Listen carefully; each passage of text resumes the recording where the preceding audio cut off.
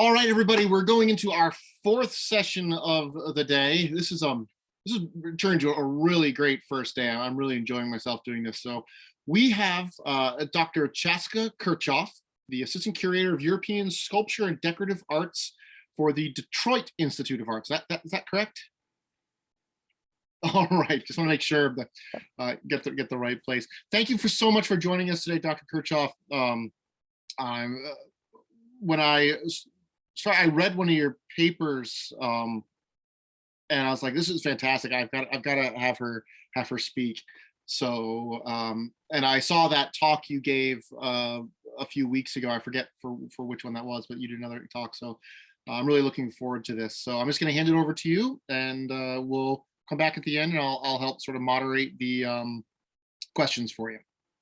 Excellent. Thank you so much, Matt. And I will say that the talk that I gave a couple of weeks ago, which was called The Martial Maid, Armored Women in the European Imaginary, was very well attended. So thank you to anyone who came. But if you missed it, and since it was not recorded, I wanted to mention that I'm giving a reprisal of that talk on March 24th for the Kunsthistorische Museum in conjunction with the exhibition Iron Men, Fashion and Steel, to which I and Daniel Jacquet, who's coming up next, and Toby Capwell all contributed catalog essays. So stay tuned for recordings of that talk on the KHM YouTube. And just to preface the talk that I'm sharing today, this is a presentation that was originally developed essentially to win hearts and minds of an audience that was not extensively accustomed to really deep art historical and scholarly investigations of arms and armor. So this is a talk that I developed early in my tenure here at the DIA after about 1 year in the museum. And so I realized that today I am essentially preaching to the converted. But hopefully we can all really just revel in some beautiful images of armors and some great histories here today. So, since 1948, the Detroit Institute of Arts has been home to one of the most notable collections of Renaissance armors in North America. Many, but not all, of these martial artworks come from the collection of the American newspaper magnate and infamously voracious collector, William Randolph Hearst. However, before they adorned Hearst's townhomes and castles, and long before they arrived in the Motor City, these objects once inhabited famed princely arsenals and illustrious collections that were renowned throughout Europe. Within these spaces, the armors functioned not only as practical defenses for war or knightly sport, and as expressive high fashion and steel. They were also powerful sites of memory that could recall the identities of previous wearers, the power of dynasties, or the knightly deeds of an imagined chivalric past for generations of viewers. Today, I'd like to share a trio of the DIA's most magnificent armors with you. To take this conference as an opportunity to look closely at three paramount examples of the Smiths' art. Our exploration will, I hope, introduce you not only to the people and places whose memories reside in these meaningful works, but also some aspects of my own scholarly perspective and curatorial practice.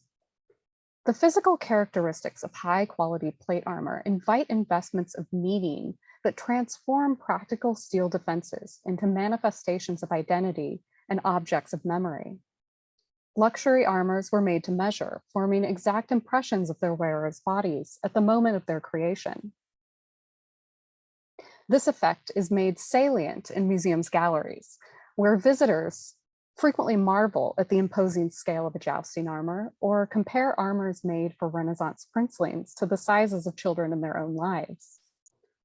Thus, even when empty, complete armors or individual elements such as helmets or gauntlets allude to the wearer's physical presence. These tangible echoes of historical lives, personae, and martial experiences are one of the facets of armor that I find irresistibly compelling. Alongside tapestries, precious metalworks, and manuscripts, armors were some of the most valuable commissions and treasured possessions for patrons and collectors in late medieval and Renaissance Europe. A set of innovative and luxurious armor for man and horse made by a preeminent smith could cost as much as a fine townhouse in the center of a bustling city like Bruges, over 13 times the annual wage earned by a master carpenter or stonemason. The patterns of patronage and display that animated armors fit within the Aristotelian concept of magnificence, which was amplified by medieval and Renaissance thinkers like Thomas Aquinas, Leon Battista Alberti, and Niccolò Machiavelli. According to Aristotle, quote, "The magnificent man is like an artist, for he can see what is fitting and spend large sums tastefully. The expenses of a magnificent man are large, and such, therefore, are also his results." Within this model, the princes of Renaissance Europe deployed magnificence as a tool. For those who were already wealthy and powerful, magnificent expenditures and displays demonstrated their prestige. For those who wished to cultivate power, creating a magnificent self-image could invite respect and open doors to valuable alliances. In this world of marvelous courtly display, patronage of the arts, including spectacular armor, was among the most potent symbols of magnificence. Despite their immense significance for historical owners and viewers, martial objects like armor have long existed at the margins of traditional histories of art. Thus, it's helpful to lay some historical foundations for the medium's history and development. Plate armor forged from steel, expertly tempered and hardened to achieve a perfect balance between resilient flexibility and unyielding hardness, developed over the course of the 14th century. Luckily, the DIA contains a range of objects that visualize this transitional process. For instance, the DIA's 14th century Italian tomb effigy of a recumbent knight depicts a member of the princely Anhalt family, clad in hardened leather arm and leg defenses, embossed with elegant blossoms and scrolling ivy tendrils, which would likely have been brightly painted and even gilded. Though only a precious few examples survive today, such leather defenses were popular throughout the medieval and early modern periods, and cuir-bouilly or boiled leather armor played a significant role in 14th and 15th century armors for man and horse. By the middle of the 15th century, steel plate armor was not only the most desirable mode of protection for the battlefield, but the dominant type of equipment for the many variations of knightly sport that we now know as the tournament.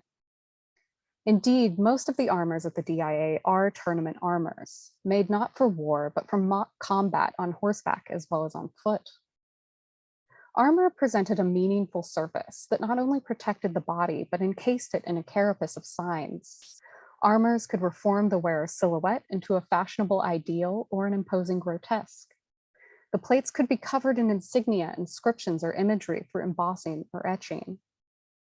And their surfaces could be enriched with gilding or covered in rich textiles, set with enamels or jewels, painted in flat black or brilliant colors, treated with chemicals to impart a dark russet tone, or heated to achieve deep shades of iridescent blue. These details of manufacture and decoration could communicate meaning both directly and through representations, as in portrayals of recognizable armors and other artistic media, which layered the associations of the armors they depicted onto the meanings that their imagery communicated. Each of the three armors that I'd like to explore in greater depth today was made in the South German city of Augsburg. Once part of the distinct historical region of Swabia, Augsburg is now the third largest city in Bavaria. During the Renaissance, Augsburg was a metropolitan center of trade and culture. Powerful banking families like the Fuggers, bankers to the Holy Roman Emperors, and the Welsers established international connections that brought Italian artistic styles, Flemish textiles and luxury goods, Moroccan leather, and precious metals from the New World all to Augsburg. Though the city hall or Rathaus was rebuilt by the architect Elias Hull in the 17th century, the central plaza or Rathausplatz, seen here, still conveys the town's stately early modern character. By the middle of the 1400s, Augsburg was establishing itself as home to some of the best armorers in Europe. Like its rival Milan, Augsburg is traversed by a system of canals. Recently granted UNESCO World Heritage status, these canals diverted from the River Lech date to the 9th century. For over 1,000 years, their fast-running water drove mill wheels that lent hydraulic power to the city's industries. Armorers clustered along one of the canals, then called the Hörbrück. This urban waterway powered the hydraulic trip hammers that they used to shape iron and steel, and the grinding wheels they used to polish the plates or lames of meticulously formed helmets, breastplates, and limb defenses. A wooden model shown here, sculpted by Andreas Seufert, and now in Augsburg's Maximilian Museum, offers a glimpse of the immense machinery at work in the city's smithies. The street along the Horbrück still takes its name from its historical inhabitants, the Schmiedgasse, or Street of Smiths. It was here that dynasties of armorers established workshops that were renowned throughout Europe. Jörg Helmschmidt, whose name simply means helmet smith, first appeared in Augsburg tax records in 1439. His son, Lorenz Helmschmidt, was the first armorer north of the Alps whose mark can be identified. His works attest to his elevation of the smith's art to new levels of sophistication, seemingly transforming tempered steel into delicate Gothic tracery. 4 elements in the DIA's collection bear his signature: a jousting helmet or Steckhelm crowned by a cross. Following Lorenz's death in the winter of 1515 to 1516, his son Colman took over the workshop on the Horbrück Canal. Colman's son Desiderius succeeded his father in 1546, and both men enjoyed illustrious careers, serving the Habsburg emperors Maximilian I, Charles V, and Ferdinand I, and traveling abroad to serve such foreign princes as King Philip II of Spain. At 12 years younger than Desiderius, Anton Pfeffenhauser likely trained in the Helmschmidt workshop and was among the last great generation of Augsburg smiths. Born around 1525, his career spanned over 50 years, from 1545 until his death in 1603. Though the church where he and many of his fellow Augsburg armorers were buried was partly destroyed in World War II, a rubbing of his epitaph shows Pfeffenhauser kneeling alongside 3 of his 14 children. As a document from the Augsburg City Archives attests, Pfeffenhauser was not a humble craftsman, but a respected member of his community who collaborated with city council members in matters of civic import. This is actually an inventory from the collection of Paulus Hector Meyer following his execution. And as you'll notice, Pfeffenhauser is inventorying objects, not only armors, but in this case, tantalizingly titled Heldenbuch. It was Pfeffenhauser's skill with the hammer, though, that gained him favor within the courts of the Habsburg Holy Roman Emperors, the Wittelsbach Dukes of Bavaria, and especially the Wettin Prince-Electors of Saxony. A jousting armor, now on view in the DIA's Great Hall, is attributable to Pfeffenhauser's workshop. Its construction and appearance are identical to a series of tournament armors from the Munich arsenal. Wilhelm V von Wittelsbach ordered these from Pfeffenhauser in 1579 or 1580, the very year that he succeeded his father as Duke of Bavaria.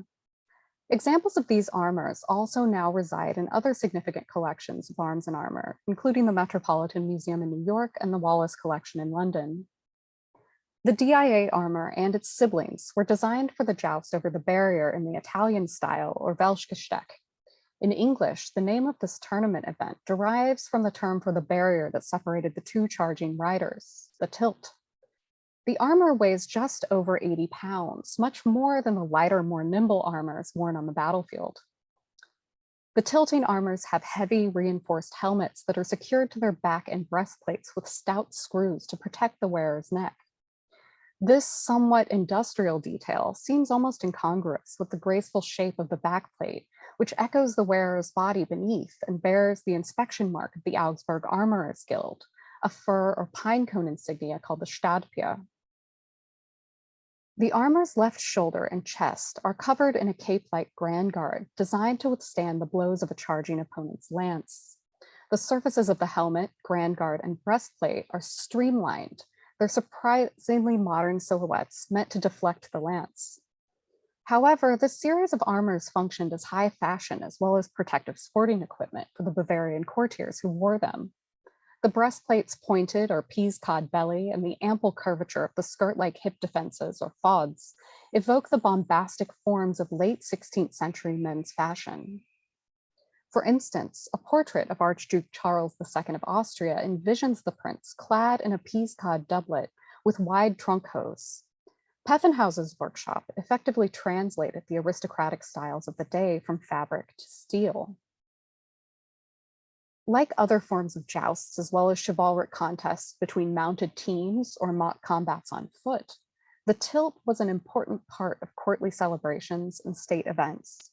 For example, an immense and glittering tournament was held in Munich in 1568 to celebrate Wilhelm's marriage to Duchess Renee of Lorraine.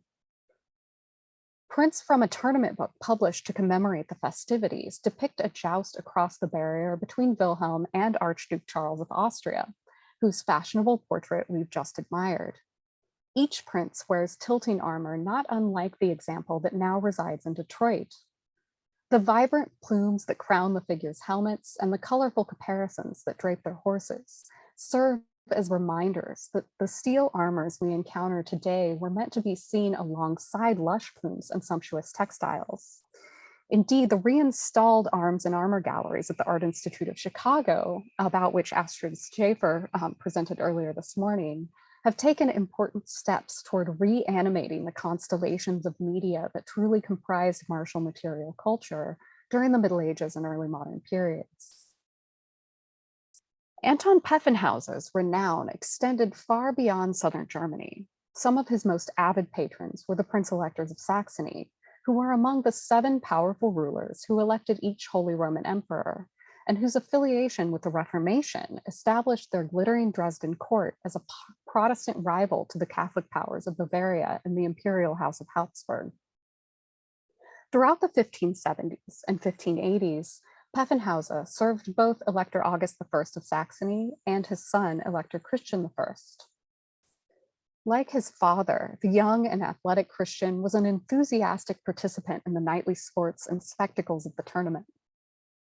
He not only commissioned numerous armors for himself and his inner circle, he enlisted Giovanni Maria Noceni, a Swiss-Italian architect and sculptor, to build a glorious new stable and armory, whose storerooms for tournament equipment were outfitted with a ramp down which armored Saxon knights could ride directly into the adjacent jousting area. By the way, there's a fantastic new article by Daniel Margosi in the latest version of Renaissance Quarterly that takes a new look at the intersections between stables and princely collections of armor and art.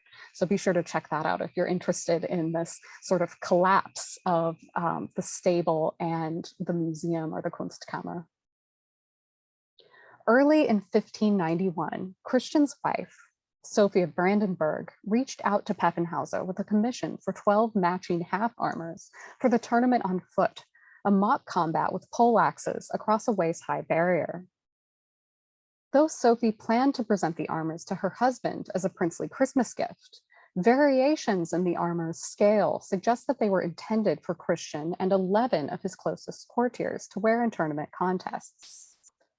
Like the Bavarian armors for the tilt, these works are now scattered across several collections. In addition to Detroit and their original home in Dresden, examples reside in the British Royal Armories, the Germanisches Nationalmuseum, the Metropolitan Museum, and the Hermitage. Though often described as identical, each of these 12 armors exhibits subtle artistic variations and their etched ornament, which makes every example a unique and important historical object. Recent object-based research that I conducted as part of an expansive renovation of the DIA's European Sculpture and Decorative Arts Storage Space, funded by a National Endowment for the Humanities grant, has led to new discoveries and deeper understanding of the Pfaffenhauser armor for Christian I that is now in Detroit. In 2020, in collaboration with DIA objects conservator Liz Holmberger and research assistant Megan Reddix Pinataro, I removed the armor from its wooden display mannequin for the first time in over 50 years and methodically examined each of its 12 defensive elements. Every one of the armor's components, its massive 16-pound helmet, its pauldrons, its perfectly matched breast and backplate, its arm defenses, and its gauntlets were inspected by the masters of Augsburg's Armorers Guild and struck with the city's Stadtpier mark to indicate its high quality.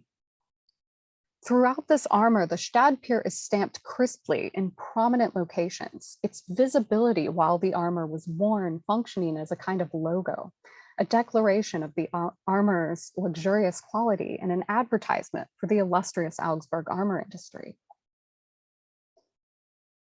Following inspection and rounds of polishing, the armor was etched with scrolling foliate ornament whose undulating organic patterns complement the anatomical forms of the armor and the body beneath it. The etching process involved covering the armor in a wax resist and then meticulously inscribing the pattern's negative space before applying an acid paste that ate away at the exposed steel where the wax had been scraped away. Though the apparent symmetry of the scrolling tendrils may suggest the use of a stencil, variations in the pattern reveal that the etched design was applied freehand. Based on style, scholars have attributed this etching to Jörg Sorg the Younger, who frequently collaborated with Pfaffenhauser throughout both artists' long careers. After it was etched, each component was heated to create a lustrous, iridescent blue surface. This surface is visually stunning as well as protective, as it creates a thin coating of oxides that protect the metal beneath from corrosion. In addition to bluing, the etched scrolls were gilt, creating a vibrant contrast between indigo and gold. Though Sophia Brandenburg intended to present the blued and gilt armors to her husband during Christmas 1591, Prince Elector Christian died unexpectedly of a fever in September of that year. Despite this tragedy, Pfaffenhauser delivered the armors to the Saxon court as promised. They were immediately installed in places of honor throughout the royal Saxon armories that Christian himself had constructed, as evocations of the memory of their absent intended wearer. Pfaffenhauser and his workshop dominated the Augsburg armor industry in the last quarter of the 1500s. His style and those of his collaborators, including the etcher Jörg Sorg, inflected other works produced in that city through the turn of the 17th century. A late armor in the DIA demonstrates his influence while also embodying the ability of Augsburg armorers to respond to cross-cultural exchanges and the desires of increasingly cosmopolitan patrons. This third and last DIA armor that we'll examine today was created in Augsburg near the end of the 16th century. Though it bears no marks, its quality and the style of its surface decoration suggests that it emerged from Pfaffenhauser's circle, if not from the venerable master's own workshop. The armor, designed for use on the battlefield, was forged for a member of the Khebenhüller family, powerful nobles who ruled large swaths of the Austrian province of Carinthia. Based on its date and sumptuousness, as well as later descriptions of the Khebenhüller family armory, this work was likely worn by Count Hans Khebenhüller zu Eichelberg. Indeed, an inventory of the armory after it had passed to the Counts of Gich mentions a fine steel harness, quote, chiseled or etched with gold arabesques, a gift from Kaiser Matthias to the Count von Khebenhüller. A member of the Habsburg imperial family's inner circle and lifelong friend of then Archduke and later Emperor Matthias, Count Hans Khebenhüller was the Holy Roman Empire's ambassador to the Spanish court for 26 years.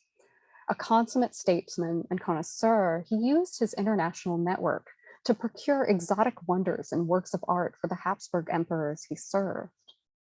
Indeed, many of the works that now hang in Vienna's Kunsthistorisches Museum and sparkle within its treasury were acquired by Khebenhüller.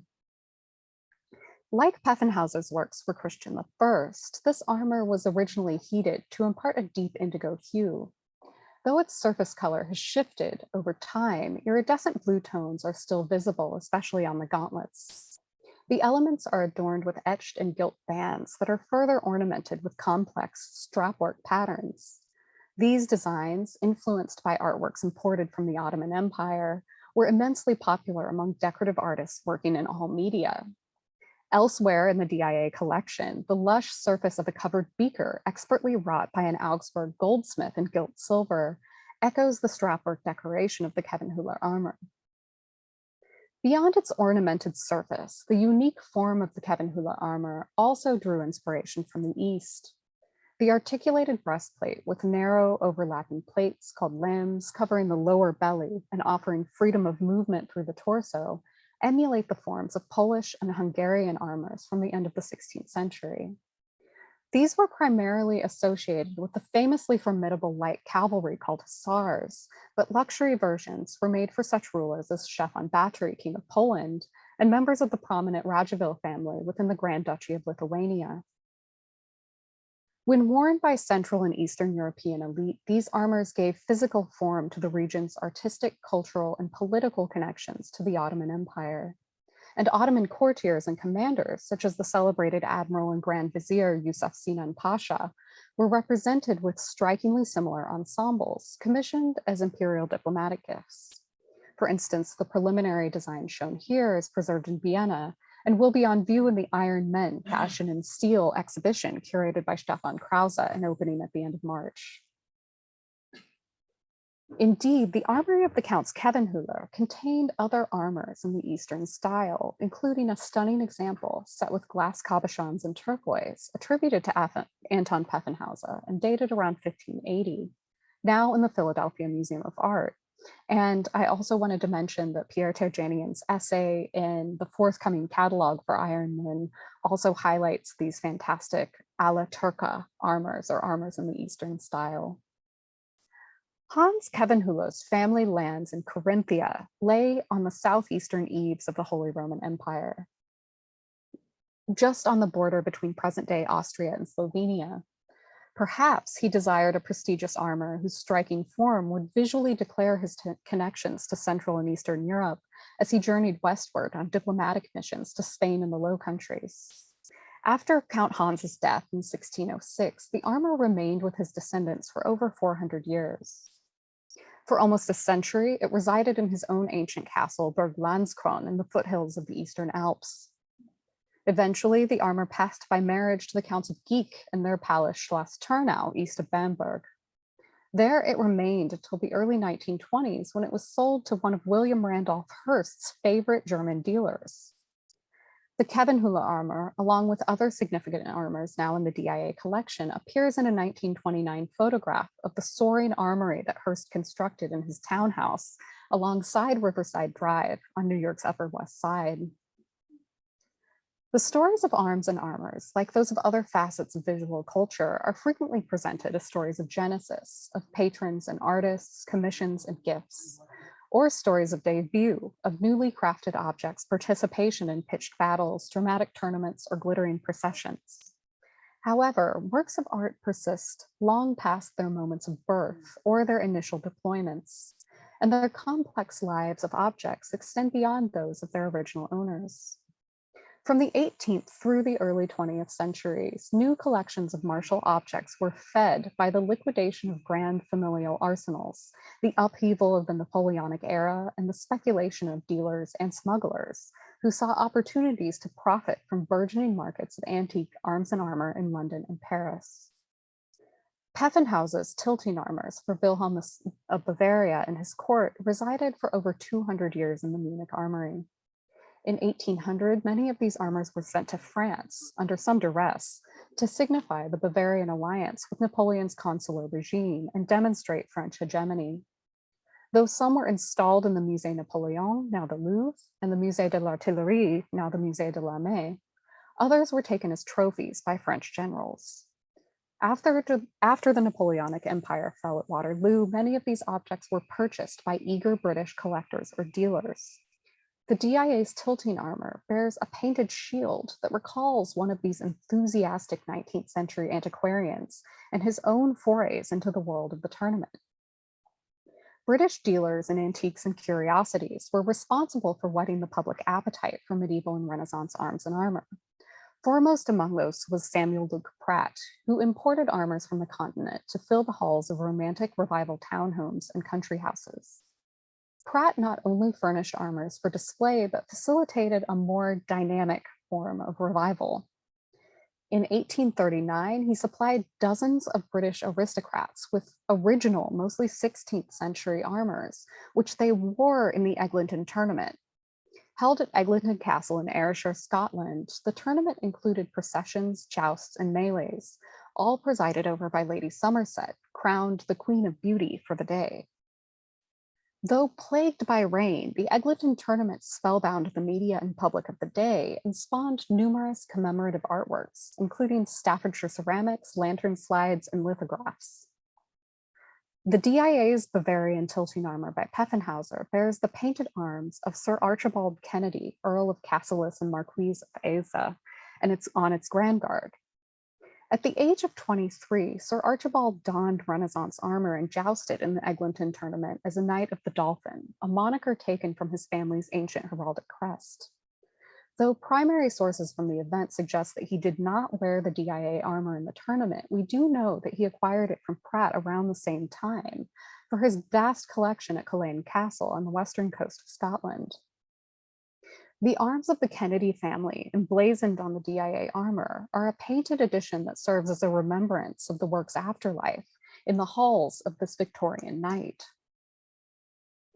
The foot tournament armor of Christian I, though never worn by the Prince Elector of Saxony, became a treasured heirloom of his House of Wettin.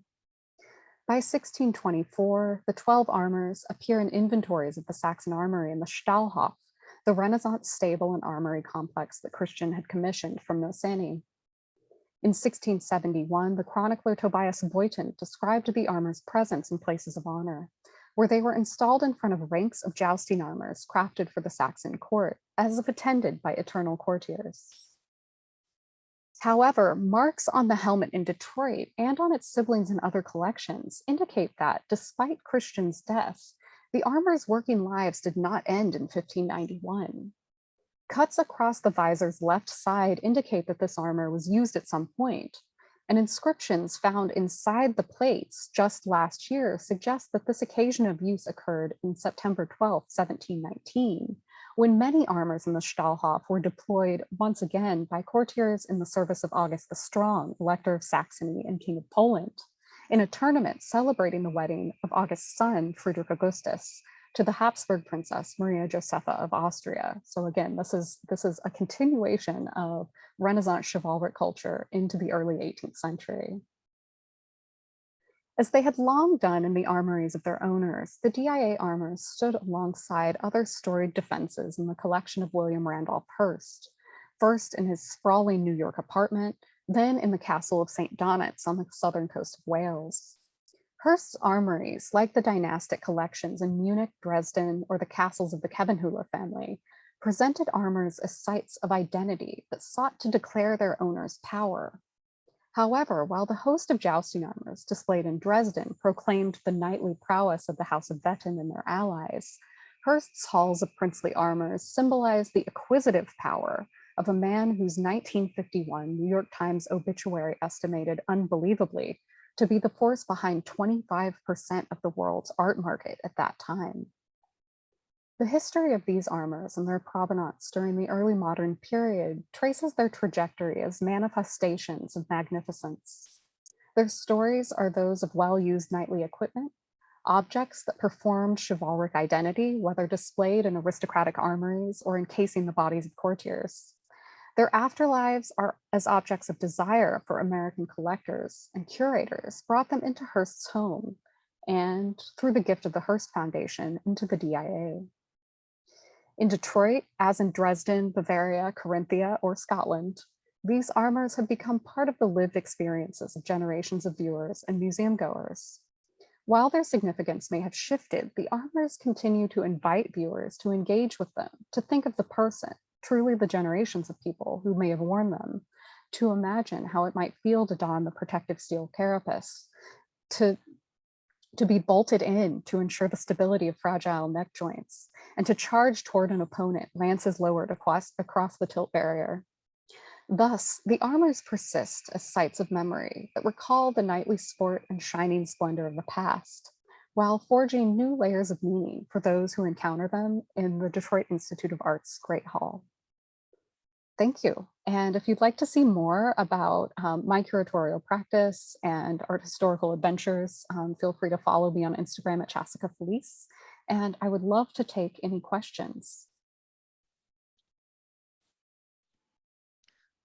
I'll go ahead and start. I've got a question about the hydraulic hammers. That is a really fascinating piece of technology there. How far back does the history of using that sort of stuff go? So we have good documentation of the use of these kinds of hydraulic hammers as early as the 14th and even into the 13th century for different, as you can imagine, different industrial applications. But really in the 15th century is when you see sort of an explosion of that industry in places like Augsburg. And for instance, you can also see the shifts in the way that the process of armor making is conceptualized and the names that are given to armorers. So we get occupational names for a lot of people like Helmschmied, helmetsmith. And you can see that shift because, you know, Jörg Helmschmied is called helmetsmith, but then frequently later generations are referred to as Plattner. So there's the shift in association between crafting primarily helmets that might be worn with various types of defenses into crafting plate armor or harnesses more broadly. So really we see that shift in the 15th century when we start to see that sort of blossoming of plate armor as a medium. Awesome, thank you.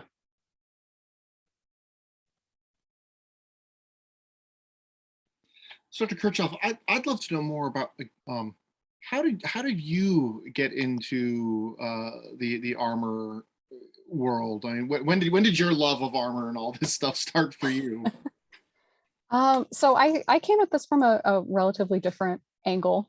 I know that we have a lot of people who are involved in HEMA and various other combat sports here, and people who are living historians.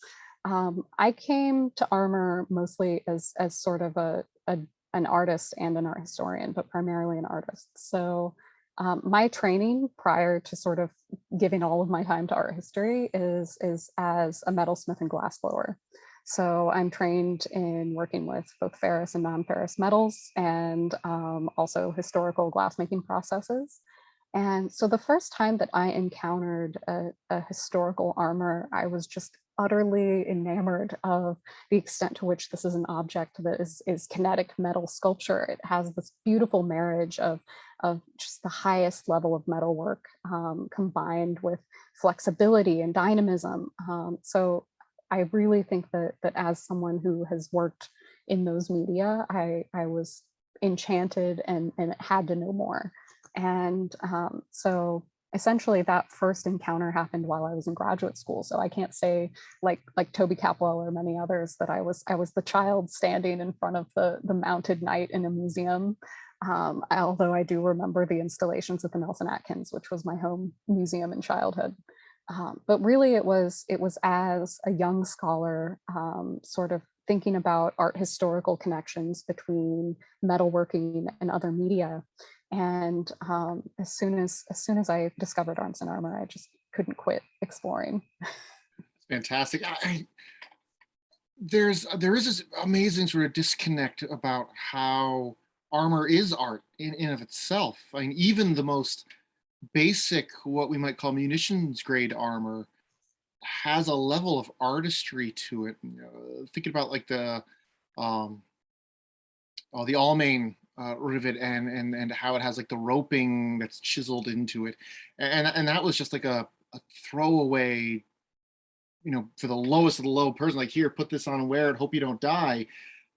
But it still had that level of artistry because it was a status symbol and wearable art.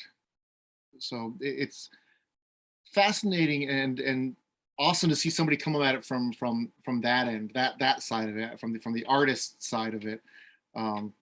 I feel like a speaker coming up on Saturday, Hugo Serrano, probably has the same feeling towards it as well.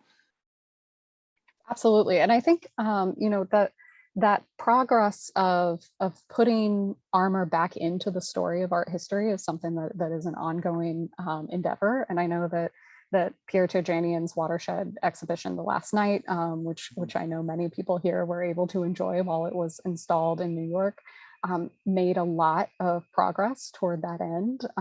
But you know, we still are trying to resituate arms and armor within Renaissance visual culture. We're still trying to sort of create a place for people like Lawrence Helmschmidt within the art historical story of, Leonardo and Michelangelo and all Van Eyck, all of the great names that we think about with art history. I would love in 50 years for students of art history to learn about the great armorers of the era as well. I'd like that too. I think it'd be a great. Kent asks, have you ever tried your hand at any level of armoring yourself? So I have not. I will say that my sculptural practice when I was a sort of contemporary working artist and going in a completely different direction was based on the concept of wearable steelworks. So one could say that that is very much like armor. I was not constructing mobile lames. I was not setting sliding rivets.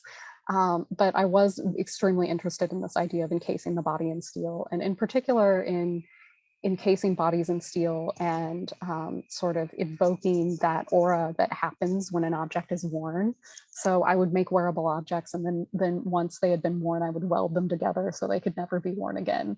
And it was this idea of the memory of the single wearer, which is something that we get, right? When you think about, for instance, Hans Rabila's armor for Charles V, or the future Charles V, which remains unfinished and essentially is this echo of the body of this historical person at age 11 before he outgrew the armor. It's really interesting to think about how those sorts of practices, and I know that Jeff Wasson is here, and I love seeing his pictures on Instagram of the like plaster casts of wearers' legs and things, the extent to which there's this echo of the body. And so in that respect, my artistic practice had some resonance with arms and armor making, but I would not compare myself to any of the smiths who are with us today. I love that idea that they're echoes of the wearer's body. Especially things like, if you look at the existing Henry VIII's tournament, some of his tournament armors, you can see the physical progression of the fit young man to what we, to the larger, gout-stricken, yes. Yes. What we remember as being like the classic Shakespearean Henry VIII, and through his armor, you really can see that, and you can get a true feeling of just how imposing he would have been as a figure, especially walking onto the field and these things. I'd never thought about that way. I really like that. I really like that idea. Let's see here. I'm not sure if that's a question, maybe for more somebody at the Met, if there's more than one armor in the Met that has puffed and slashed sleeves and articulated steel, or if you mean if there's any other sort of the slash steel armors in any other collections. Yeah, absolutely. So the one that it sounds like this person is thinking of at the Met is the one that was made by Coleman Helmschmidt, which is absolutely fantastic. It has this Hogween, this rump defense that is like one of the best bums in the history of arms and armor. But there's actually another puffed and slashed armor that's installed at the Met just adjacent to that work, and it gets overlooked very frequently. And it's two fragments of an arm defense made by Konrad Seusenhofer, and it was likely made for one of the Habsburg princelings because they're tiny. So you can imagine what a flex this is, right? Not only to have costume armor, puffed and slashed costume armor at that, that's this extensive use of time and effort, but to have it made for children who are going to outgrow it in maybe 6 months or a year is just a huge example of conspicuous consumption. So there are a couple there in New York, but actually one of the best known ones, which is one of the poster children for Stefan's Iron Men show, is the armor created by Coleman Helmschmidt for Wilhelm von Rogendorf. So many of you will know it. It's in the collection of the Kunsthistorische Museum, and it has this phenomenal broad silhouette. So when you're talking about Henry VIII as imagined by people like Shakespeare and Holbein, that really is the kind of sort of imposing masculinity that's channeled by that particular armor. And, I think that's interesting, right? This idea of fashion in steel, which is the title of one of Stefan's books, and this idea of sort of sort of haute couture that also is defense is something that is really compelling along the lines of arms and armor. And it's something that always makes me a little bit sad that the Met has never had an armor themed gala. Oh, hey. That would be a fantastic event. But in particular, I mean, the DIA has a wealth of works that have this close connection to the history of dress. So for instance, the Bavarian jousting armor that I discussed today can be thought of really along a continuum with those really bombastic, crazy puffed and slashed works. The detail you're talking about was very interesting about how those suits of armor are considered to be identical, but then when you actually look at them closely, you can see the individual differences in them. That's really talk about building things for kids. I think he's still on, but I always was jealous growing up of Wade Allen's children, because he would build his son basically a new suit every year for Halloween, and I'm like, when he does his talk, I'll ask him if he never did one of the slash and puff steel.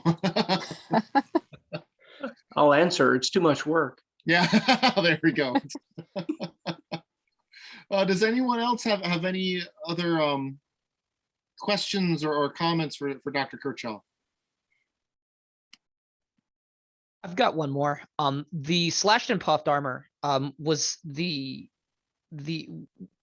did having it slashed and puffed improve its defensive capabilities at all, or was that just purely aesthetic? It did the opposite. Oh. Yeah, so it's interesting to think about those slashed and puffed armors and the extent to which in many cases they do exist as garnitures. So you would want to take that stuff off if you were gonna wear it into any kind of combat or tournament context, because if we think about armor, you know, the most important thing is the glancing surface, and particularly with 16th century plate armor, you always see those very prominent keels that run down the center of the breastplate, and you see it in the engineering of the helmet. You really want to deflect blows away from the center of the body. And similar to some fantasy armors in video games that we see today, puffed and slashed armors did not do a great job of deflecting blows. So there were a lot of little crevices that blades or lances could creep into. So many of them were primarily costume works. For instance, that Rogendorf armor is set up in such a way that the wearer couldn't really put his arms down to his sides while wearing this thing. So you would literally walk around in like a power pose while this thing was on.